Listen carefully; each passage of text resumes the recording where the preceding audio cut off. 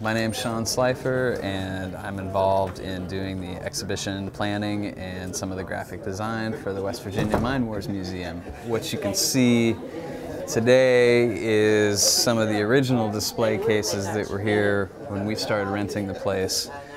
So for right now, we've been filling them up with some of the artifacts from the Mine Wars era and some other coal mining related stuff that we got from the collections of some of the people that are involved in the board.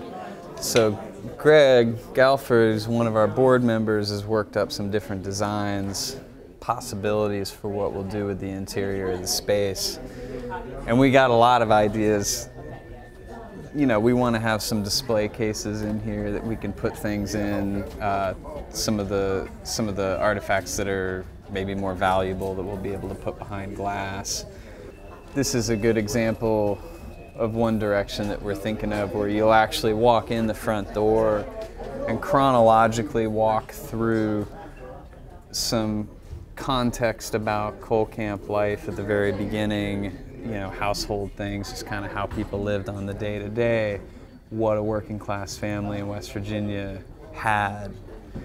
And then you'll start to go through the Paint Creek, Cabin Creek strikes, and you go through the shooting in Matewan, Battle of the Tug, and so the Miners' March all the way into Battle of Blair Mountain will sort of be the last part of that. And as you go through, we're going to have some original photos.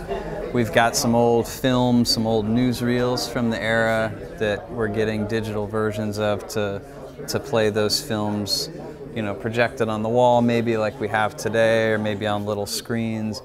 And we want to get the actual artifacts themselves to put in the cases for people to see. And we even actually want to build maybe a tent like they used to have in the, like a family would have lived in if they'd been evicted from their home. So typically what a standard museum or institution does, the way they work, is there's it's very top down. There's a management team, there's a professional curator, and they're deciding what the stories are going to be that you see in a big museum, and a lot of that can be dictated by where the money comes from for that museum. What we're trying to do with the Mine Wars Museum is tell a different story. This is a people's history, it's a community museum, it's history from below, it's labor history, working class history. So we believe that the best way to do that here in Matewan is to actually talk to people who live here about what the story is that they want to tell and how they want to see that shaped.